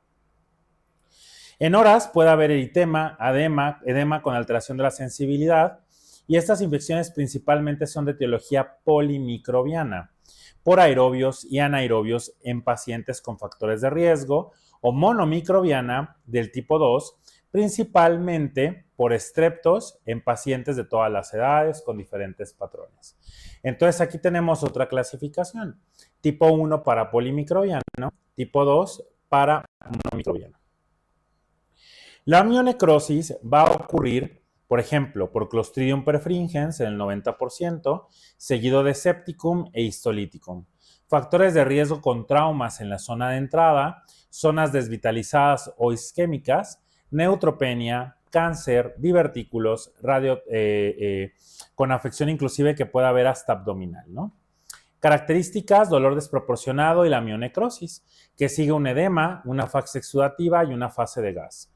El tratamiento es quirúrgico y se utiliza penicilina y clindamicina para el tratamiento.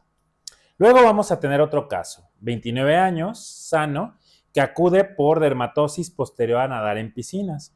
¿Cuál es el agente etiológico más frecuente? Vean esta dermatosis folicular en axilas y después de nadar en una piscina.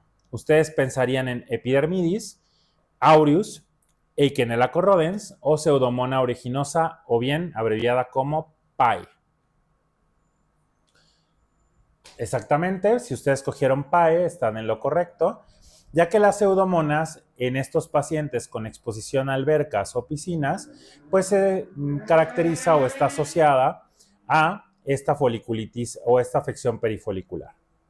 Luego tenemos un hombre de 19 años con obesidad que acude al hospital porque desde hace 4 meses ha perdido 20 kilos de peso, pesaba 120. Tiene cefalea, diaforesis, astenia, tiene un soplo sistólico en foco mitral, en estudios de laboratorio con una hemoglobina de 10.5, un volumen de sedimentación globular de 95, hemoglobina corpuscular de 32, plaquetas de 918 y leucocitos de 12.200. 98% de neutrófilos. Creatina normal, pero proteinuria en el examen general de orina, con un frotis de sangre periférica con leucocitos granulares. ¿Cuál de las siguientes es el diagnóstico más probable? Endocarditis infecciosa, TEP, síndrome nefrítico o una pielonefritis aguda. Por dato clínico podríamos pensar en una endocarditis infecciosa, ¿va? Tiene un soplo, tiene fiebre. ¿Cuál es el microorganismo que más probablemente se explica en este cuadro? Una E. coli, un Streptoviridans, un Staphylococcus epidermidis o una Klebsiella pneumoniae. Es un viridans, ¿no? Es un paciente que viene de su casa, que no tiene factores de riesgo, viene de forma ambulatoria con un cuadro subagudo. ¿Cuál de los siguientes estudios nos permitiría diagnosticar con mayor certeza el grado de avance de enfermedad?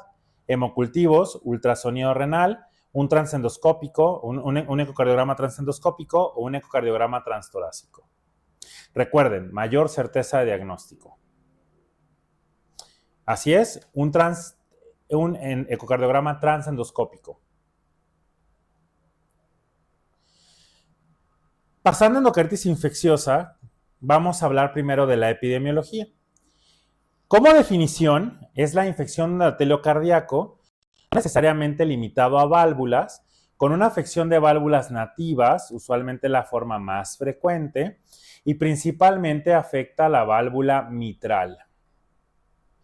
Tenemos aquí que considerar que la epidemiología, pues no es muy común, pero es grave, principalmente en mayores de 60 años, con una relación de hombres-mujeres de 2 a 1, con una mortalidad del 30% a un año, con una incidencia de 3 a 10 por 1,000 habitantes.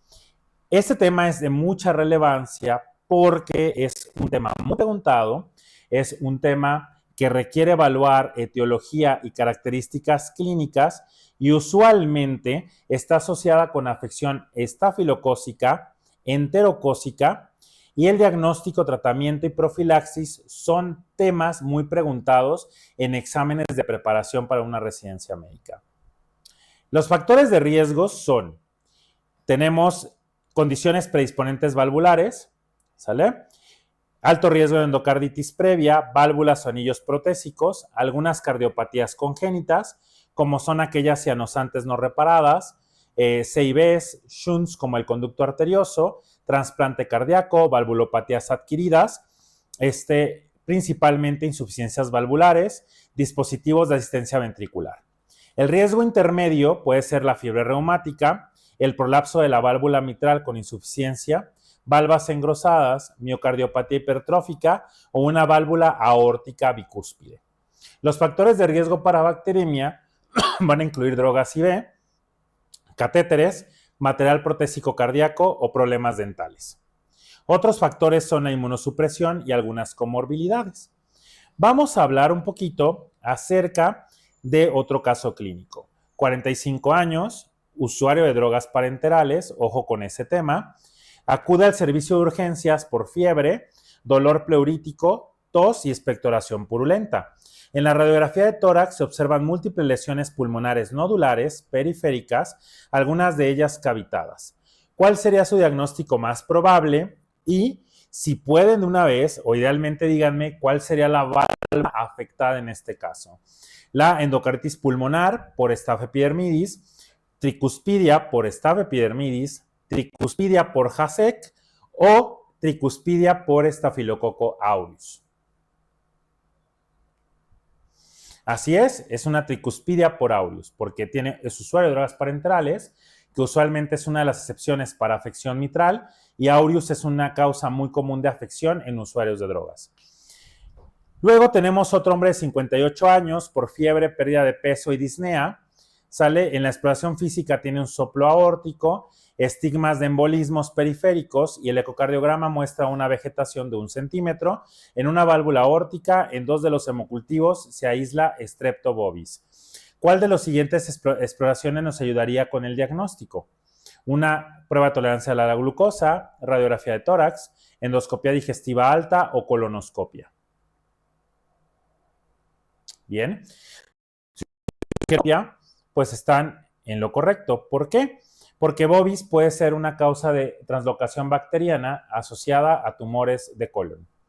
La endocarditis infecciosa, para la etiología, deben de recordar que hay 2 factores: el tiempo de evolución, aguda, subaguda o crónica, el tipo de válvula, protésica o nativa. La aguda es menos de 2 semanas, subaguda más de 2, poscrónica pues más de 2 semanas, más de 4 usualmente. Menos de 2 semanas, aureus, más de 2 semanas en casa, streptococcus. Bovis, también llamado como Galloliticus, está muy asociado a neoplasias colorectales, pero no necesariamente neoplasias malignas, también puede estar asociado hasta con pólipos.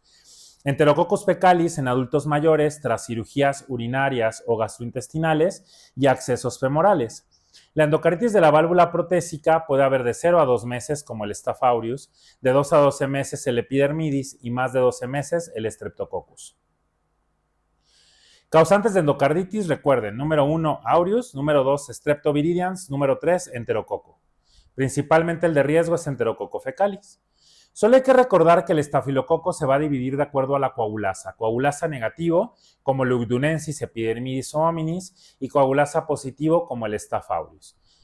El estafilococo tiene potencial emboligénico, es muy invasivo, puede afectar el sistema nervioso central, rara vez afecta a válvulas nativas, se asocia a cuidados de salud, por ejemplo, con el uso de drogas IV, frecuentemente se asocia a tasas de resistencia, por ejemplo, oxacilina o meticilina. Streptococo tiene mayor involucro en endocarditis adquirida en la comunidad, son menos destructivos, no suelen embolizar y hay que recordar la asociación con gallolíticos o bovis con el cáncer de colon. Y el enterococo, la mayoría son por E. fecalis y debe de tener un antecedente como acceso femoral o intervención quirúrgica gastrointestinal o genitourinaria. Endocarditis infecciosa con cultivos negativos. Aquí tenemos consumo de antibióticos previo al cultivo, microorganismos no cultivables como el JASEC, organismos que requieran diagnóstico por medios especiales como PCR o serología, y estos ejemplos incluyen la Bartonella quintana o la fiebre Q, la Bartonella quintana, que es la de los trincheros, fiebre Q, que es la Coxiella burnetii, con aquellos que trabajan en animales, la fiebre de Quintana es por piojos, Brucela, consumo de lácteos no pasteurizados, del grupo JASEC, clamidias, legionelas, ambiotrofia o Troperima wippelli. Recuerden que el JASEC son todas como Coxiella burnetii, legionela, Bartonella, Klebsiella quintana, Troperima wippelli, Brucela, Mycoplasma, Camidiófila o hongos como Aspergillus. El grupo JASEC va a incluir específicamente todos los Haemophilus, excepto influenza, Actinobacillus actinomycetomitans o Agregatibacter actinomycetomitans, Cardiobacterium hominis, Eikenella corrodens o Quiniela kingae. El grupo JASEC, Eikenella, se asocia a modelos humanas. El más frecuente es Haemophilus, recuerden, menos el influenza. Quiniela es en niños menores de 2 años y en niños mayores de 2 años puede causar endocarditis y en adultos también. Y en menos de 2 años, infección articular. Endocarditis de Lehmann-Sachs es una endocarditis asociada a enfermedades autoinmunes, como es lupus o síndrome antifosfolípido, enfermedades malignas, usualmente asintomática, pero puede estar acompañado a síntomas de enfermedad subyacente, como puede ser pues, los datos del lupus y con hemocultivos negativos. Es infrecuente asociación a fenómenos embólicos. Esto es bien importante y es un punto clave. Tenemos algunos datos, por ejemplo, este hombre de 45 años, usuario de drogas intravenosas, que tiene esta radiografía de tórax, donde encontramos pues datos de lesiones cavitadas, y esto es muy sugerente de embolismos sépticos. En la presencia de embolismos sépticos, ¿cuál sería la válvula más afectada? Pulmonar por aureus, y le doy tratamiento con cloxa y genta. Tricuspidia por epidermidis, le doy vancogenta. Tricuspidia por JASEC, con ceftra sin tratamiento quirúrgico, tricuspidia por aureus y le doy cloxa o banco. Así es, la respuesta correcta es tricuspidia. Sale, ya vimos que la válvula tricuspidia es más común en los usuarios de drogas intravenosas. Pensamos en Staph aureus porque tiene uso de drogas intravenosas y el tratamiento es cloxacilina si es meticilino sensible o banco si es meticilino resistente. Ahora, ¿qué pasa con el cuadro clínico? Es fácil. Fiebre, escalofríos, más un soplo de nueva aparición o embolismos sépticos, voy a pensar en endocarditis. ¿Sale? Datos de afección valvular con insuficiencia cardíaca, anomalías de la conducción como bloqueos, arritmias, principalmente cuando hay afección de los septos, y datos de embolismos sépticos como los terceros componentes que son después de fiebre o soplo, el EBC más común si hay afección izquierda, infarto renal, infarto agudo a miocardio, hematuria, infarto esplénico o infarto pulmonar. Y fenómenos inmunes como son la artritis o glomerulonefritis. Recordemos que las vegetaciones grandes son las vegetaciones asociadas a embolismos más de 10 milímetros y que usualmente son móviles y están principalmente en la válvula mitral, que es la válvula más frecuentemente afectada, y el bicho más emboligénico es Staph aureus. A la exploración física voy a encontrar un soplo, recordemos que el mayormente va a ser mitral, seguido de aórtico mitral. Tricuspidio es más frecuente en usuarios de drogas. Puede haber edema pulmonar en estos casos cuando son izquierdos, cuando son derechos, con elevación de la presión venosa yugular o edema cuando son izquierdos, ¿no? Los signos cutáneos oculares y oculares son las manchas de Janeway, que son estas de palmas y plantas, las hemorragias en astilla e en uñas de las manos o pies, nódulos de Osler en pulpejos asociados a complejos inmunes o manchas de Roth en el fondo de ojo. La exploración clínica, pues otros datos son artritis, osteomielitis, dolor a la palpación vertebral, déficit neurológico, dispositivos implantables, por ejemplo, si tiene catéter venoso central, marcapasos o desfibrilador implantable. La exploración física, pues va a incluir la presencia de fiebre, el soplo cardíaco y afección sistémica. Tienes que tener estos datos para evaluar endocarditis. Fiebre 90% de los casos, mayor comúnmente ambulatorio subaguda por el streptoviridans, por ejemplo, soplos de aparición nueva o asociados a la fiebre, insuficiencia cardíaca, trastornos de conducción y afección sistémica por fenómeno vascular o inmunológico. ¿Cuáles son estos fenómenos? Esta es una imagen muy característica de una mancha de Janeway en palmas y plantas, ¿sale? Que son indoloras, hemorrágicas, y es por émbolos. Luego tenemos las de astilla, que también son por émbolos y son lineales, muy características, y son fenómenos embólicos. Luego tenemos los de complejos, que es el nódulo de Osler, doloroso en almohadillas, y las manchas de Roth, que usualmente son fenómenos inmunes, que son hemorragias con un centro exudativo. Particularidades de cavidades derechas. Ocurren el 5 a 10%, es más común en tricúspide que la pulmonar. Hay que sospechar en estos datos cuando tenemos usuarios de drogas intravenosas. La etiología más común es por Staph aureus. Puede haber émbolos sépticos pulmonares como neumonía necrosante, émbolos sépticos, empiema, y el pronóstico es mejor que las izquierdas. Como caso, vamos a hablar de este caso en inglés, donde nos dice 75 años, 3 semanas con disnea y fiebre intermitente. Hace 3 años con estenosis aórtica, fue a una preparación transcatéter, hace un mes tuvo diverticulitis y recibió antibióticos, ¿ok? Tiene 37 de temperatura, está ligeramente hipertenso, 145/72 y frecuencia cardíaca de 90. En el examen con un soplo S1, S2, ¿sale? Sin soplo, solo S1, S2 y no evidencia de falla cardíaca. A la exploración física, pues nada, le hacen un ecocardiograma transesofágico porque tiene antecedente de cirugía transaórtica, válvula, reparación transaórtica de válvula, y se encuentra una fracción de eyección de 35% con fracción ventricular normal, ¿va? La válvula bioprotésica está móvil y pues, híjole, de apariencia pues normal. Con estos datos, ¿qué pediríamos, no? Pues, híjole, cardiotac, cardioreso, ecocardiograma transesofágico, que le hicieron transtorácico, o ya no hago ningún testeo. Aquí la respuesta correcta sería, si tengo un transtorácico normal, pero mi paciente tiene factores de riesgo como cirugía valvular, pues hay que hacer un trance esofágico para corroborar el diagnóstico. ¿Y esto de dónde lo sacamos? Pues lo sacamos de varios datos. Por ejemplo, hay que utilizar los criterios de Duke, donde hay que solicitar hemocultivos. Aquí, a diferencia de lo que vimos en neumonías no complicadas, pues la sensibilidad de un hemocultivo en endocarditis es del 90%. Hay que tomar botellas anaerobias y aerobias, hay que tomar más de 1 hora de separación, 10 mililitros en sitios diferentes, y hay que tener, por ejemplo, también necesario no hacerlo en pico febril. O sea, si tienen fiebre o no fiebre, tengo endocarditis, hay que tomarle hemocultivos. También se usa el seguimiento para el aclaramiento postantibiótico.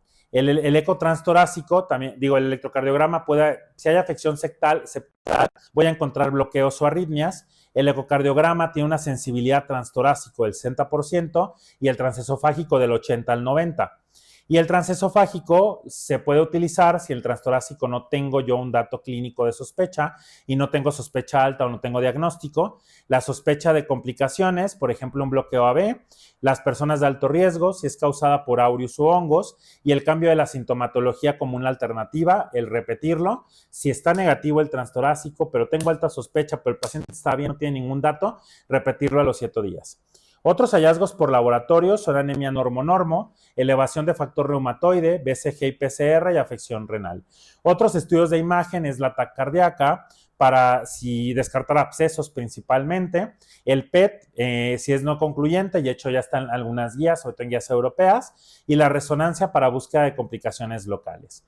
Tenemos diagnósticos por los criterios de Duke modificados. Recuerden que ya hay criterios asociados, creo que por ahí fue 2023, entonces hay que revisar todos los criterios, el inicial, los modificados 2015 y estos últimos, ¿no?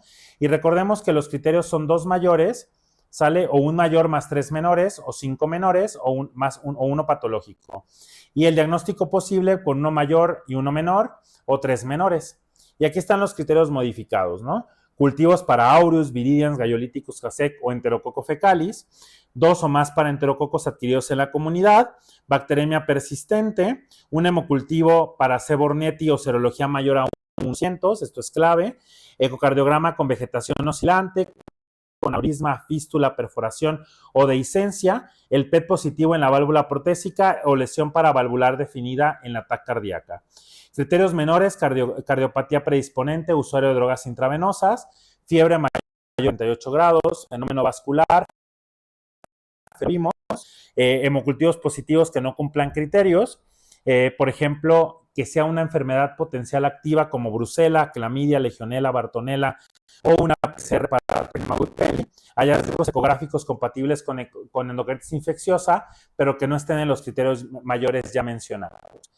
Tenemos otro caso clínico. Este caso clínico es de un hombre de 35 años y confusión con lesiones cutáneas milímetros de diámetro de aspecto isquémico hemorrágico en el pie izquierdo a nivel distal. Auscultación normal, pero se obtiene de un Staph aureus, sensible a meticilina o oxacilina, en 3 hemocultivos de 3 tomas.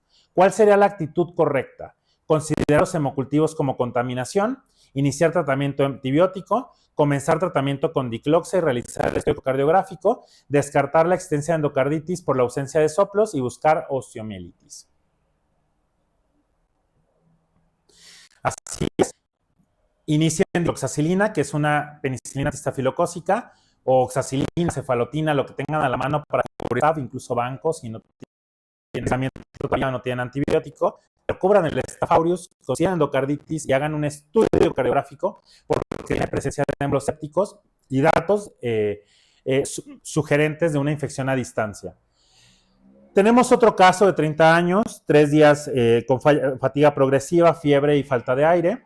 Tiene TA de 145-34, cardíaca de 120, tiene un soplo en decrescendo, ¿sale? Tiene estos cambios en los pulsos distales, tiene estertores, y sibilancias en las bases pulmonares. Tenemos un bloqueo AB y tenemos una radiografía con edema pulmonar, con un ecocardiograma con fracción de eyección de 60, vegetación de 15 milímetros o 1.5 centímetros en válvula aórtica, con regurgitación grave de la válvula. Se obtienen cultivos y se inicia terapia empírica. ¿Qué necesita este paciente? Tiene edema pulmonar, sale, entonces le doy cateterismo, lo mando a cirugía aórtica, lo mando por el bloqueo a un marcapasos o no necesita cambios en mi terapia antibiótica. Así es, tiene falla aguda, no es tan agudo, este paciente cirugía. Ahora, ¿qué voy a hacer con los tratamientos? Los tratamientos, pues está bien interesante. Primero que nada, mi tratamiento empírico debe de incluir la válvula nativa o la protésica, ¿sale? Si es nativa, protésica más de 12 meses, Ceftria Banco. Si es protésica menos de 12 meses, Ceftria Banco Genta, ¿sale? Tratamiento dirigido, Staph aureus, meticilina. Si tengo meticilino S, dicloxa, por ejemplo, o cefalotina, que es lo que tenemos en México. Meticilino R, Banco Dapto, ¿sale? Protésica, agregar rifa o genta. Estreptos, penicilina, Ampi o ceftriaxona, Peni-R Banco, válvula protésica más menos genta. Enterococo, ampicilina, genta o ceftria, Ampi-R Banco Dapto y de Jasek, ceftriaxona. Se requieren antibióticos bactericidas a alta dosis, por eso se utilizan fármacos intravenosos y se requieren más de 6 semanas de tratamiento. 2 semanas si es válvula derecha, si es sensible el Staph, o si es nativa por un estreptococo sensible. Aquí está este resumen que viene en sus libros, en sus manuales, donde tenemos la elección de cloxocefazolina o cefalotina, que es lo que tenemos en Latinoamérica, para un Staph sensible. Cuando es resistente, pues ya, ¿no? O sea, Banco Dapto, sale tejidos blandos Line, por ejemplo. Si tiene alergia a esto, pues hay que darle banco. Si hay endocarditis, siempre Banco Dapto. La vía oral pudiera ser amoxi, clinda, quinolonas e infecciones no graves, usualmente clinda, quinolonas o clotimoxazol. Y esto es en general cuando hay una infección por aureus. Y si hay toxinas por aureus, los únicos que tienen actividad antitoxina son clindamicina y linezolid. Pero mi tratamiento para endocarditis se basa en cloxacilina cuando es meticilino sensible, cuando es resistente Dapto Banco, en estreptococos Peni o Ceftria, en enterococo Ampi más ceftriaxona. Es obligatoria esta combinación para inhibir las PDPs del enterococo, o Ampi más gentamicina. Y si hay Jasek, ceftriaxona. El tratamiento quirúrgico incluye para la insuficiencia cardíaca, mal control de la infección, embolismos, cuando tengamos vegetaciones más de 10 milímetros y dispositivos intracardíacos o infección protésica temprana o precoz. Tratamiento quirúrgico, cirugía de emergencia, menos de 24 horas, choque o disfunción valvular. Urgente, más de 24 horas, infección penetrante con bacteriemia persistente, infección perianular, bloqueo, fístulas, cultivos persistentemente positivos, infecciones por hongos, organismos multidrogoresistentes, embolismos recurrentes o vegetaciones más de 10 milímetros y si hay disfunción o dehiscencias. Ahora, tenemos otro paciente de 35 años. Se evalúa de forma rutinaria porque tiene un bloqueo, un defecto septal atrial, ¿sale? Y el paciente nos viene a preguntar porque pues eso fue hace 10 años, fue reparado transcatéter, tiene una historia médica pues normal, es un paciente sano y a la exploración física tiene datos normales y el paciente se va a ir a intervenir a un procedimiento periodontal. Aquí a citro, clinda o no lo opinan. Exactamente, no requiere profilaxis para endocarditis. ¿Por qué? Porque la profilaxis solo son para condiciones de alto riesgo, una manipulación gingival o perforación de la mucosa, que aquí van a incluir extracción dental y endodoncia. En este caso, este paciente pues sí tiene válvula, sí tiene reparación, pero su reparación no es de alto riesgo, ¿sale? Y fue más de 10 años. El riesgo usualmente en estas reparadas, usualmente es en los primeros 6 meses con material protésico. Procedimiento dental, que sí era de riesgo. Entonces, como no tiene una cardiopatía de riesgo, pero sí un procedimiento de riesgo, no aplica la profilaxis. Debe de haber condición más procedimiento para la misma. Con amoxi 2 gramos, 30 a 60 minutos antes. Y si no puede tomar vía oral, Ampi o cefazolina, Ceftria 1 gramo. Y si es alérgico a penicilina, cefalexina o acitromicina, claritrodoxi. Finalmente, ya para terminar, endocarditis, porque es muy extenso todo este tema, aureus es el más frecuente de endocarditis aguda, estreptos subaguda, gallolíticos hay que pensar neoplasias, la válvula más frecuente es la mitral, tricuspidia en usuarios de drogas, la forma más frecuente es un nuevo soplo más fiebre, y las pruebas diagnósticas incluyen hemocultivos y ecocardiografía transtorácica o transesofágica. En todos los pacientes hay que hacer un ecocardiograma, ¿sale? El transesofágico es el más sensible, el diagnóstico se basa en los criterios de Duke modificados, la profilaxis está indicada solo en pacientes de alto riesgo que someterán a manipulación gingival u otro procedimiento que rompe la barrera mucosa. El mayor riesgo de endocarditis es en pacientes con prótesis, preparación previa de cardiopatías, trasplante cardíaco, válvula cardíaca protésica o otro defecto cerrado en los primeros 6 meses. Entonces, sería todo para su tema de síndromes clínicos. Recuerden estudiar los puntos clave y enfocarse a lo que se ve en lineamientos nacionales de tratamiento de enfermedades infecciosas. Muchas gracias.